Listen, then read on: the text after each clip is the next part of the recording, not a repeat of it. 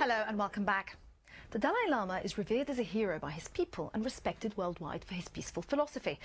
But a number of exiled Tibetan Buddhists living in India no longer believe in his leadership and are accusing him of religious discrimination. At the heart of this dispute lies a Buddhist deity, Shugden, considered a god by some and a demon by others. The Dalai Lama has banned worship of Shugden. In May, 400 monks were thrown out of monasteries because of their religious beliefs, and Shugden worshippers have been shunned by other Tibetan Buddhists.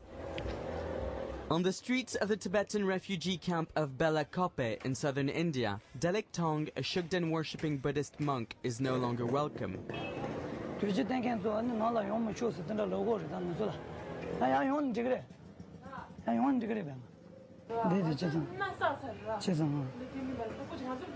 The Dalai Lama has asked the Tibetan community to stop the worship of the 400-year-old deity Shugden.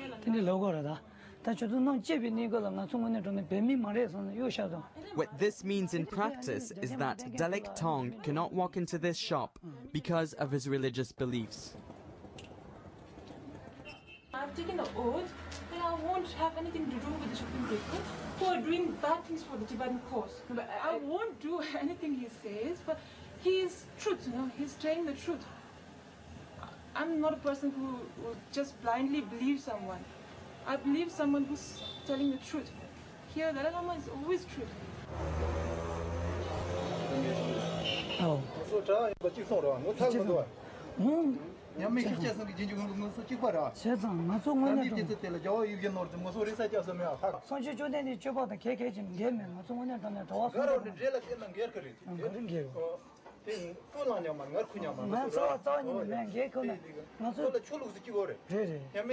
For some, Shugden is an idol that protects you from harm. For the ones who follow the teaching of the Dalai Lama, Shugden is simply a spirit that brings evil.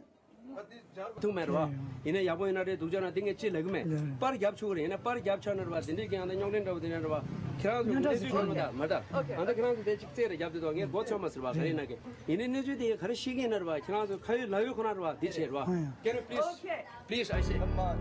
Otherwise, I'm going to break your camera. I say, when I'm refusing all these things, why you are taking again and again?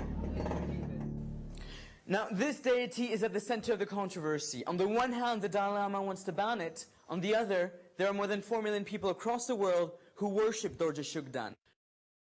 According to the Buddhist tradition, the deceased monk came back as a spirit and was deified by the 5th Lama. Ever since, Shugden has been revered as a protector deity.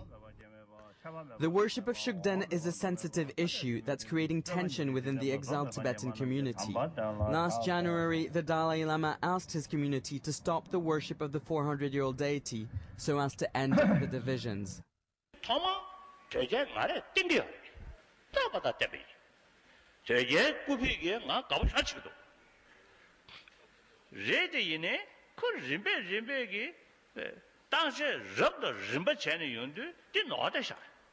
Any some shallow. So, when a Zemson Bang, Taba P. Goya P. Kidu Tang Goya, Zemson Majabas in the Tana de Chungsha. Jesu Yarayo. Now, Kanzo Chick Shem at that donor, Nala what you send those, no one loved it. Missa was a say, Nedatan was a Nedata, Major was a major chair. Any Kexin share can a time of a Kexin share. Like Jordan, dear.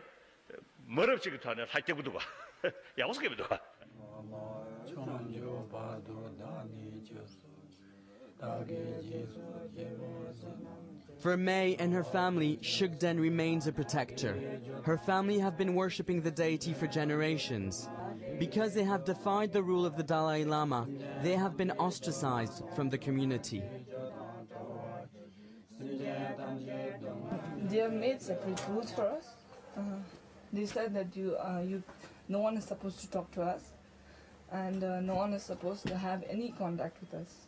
If he's really Buddha, if he's really God, he won't create so much problem, he won't give us so much trouble, he won't, I believe if he's a Buddha, he won't give any problem to one, any human being.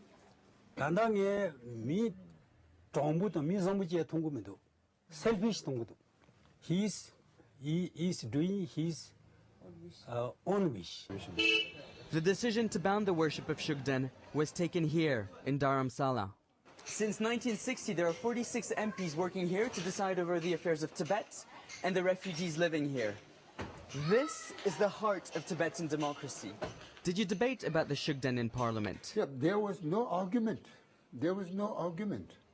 Because if there is some oppositions, then there will be argument. But there's no opposition. We do not have any doubt about Dalai Lama's decisions. We do not take, he is a human being. He is a superhuman being and he is God, you know, he is Avalokteshwari. So, I mean, he has no interest of himself. He always thinks of others. Everybody is happy. Our system is everybody happy because there is a democratic, fully democratic. Everybody can express whatever he likes, you know. So why are Shugden people discriminated from the community? We asked the Prime Minister what he thought about the signs posted outside the shops. That's true. Who have not dissociate the perpetrating the spirit can not come in this shop. This is very clear. Then why they should go in that shop? That is unfair on their part. A lot of Shugden perpetrators have become terrorists and they are willing to kill anybody. They are willing to beat up anybody. It is very clear that now people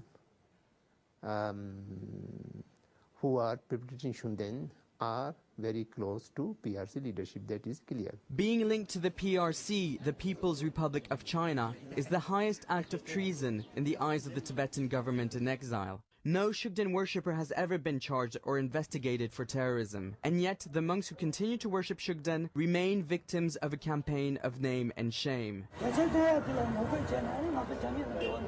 the posters say is that we are related to the Chinese government. We don't have anything to do with China. There is no proof, yet many people are harassing us and threatening us.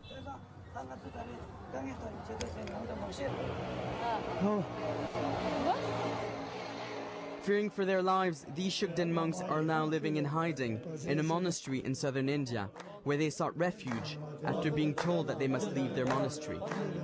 Now, these monks living here in India have taken the matters into their own hand. They've decided to take the Dalai Lama to court on the ground that he's breaching their freedom of religion. Thupten is on a campaign to gather evidence of religious discrimination. Why I am here means I am working very hard for religion freedom. I fight for religion freedom, so therefore I am here. There is no chance to religion freedom.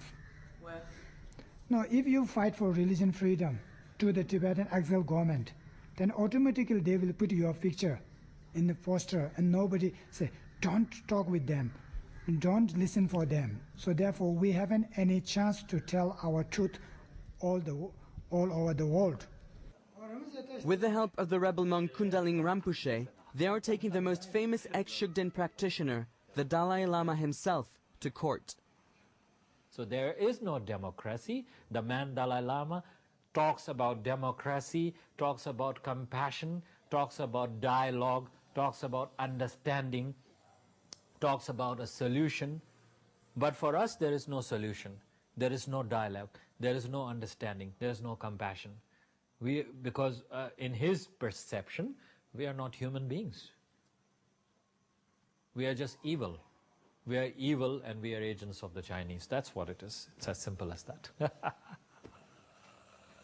From all this, he may have some kind of followers in some NGOs or in some. With just a few days to go before the Delhi High Court hearing, Kundaling and Thupten meet with their lawyer. In India, we have a total separation of powers. It is certainly a case of religious discrimination in the sense that if within your sect of religion you say that this particular deity ought not to be worshipped, and those persons who are willing to worship him, you are trying to excommunicate them from the mainstream of Buddhism, then it is a discrimination of worst kind.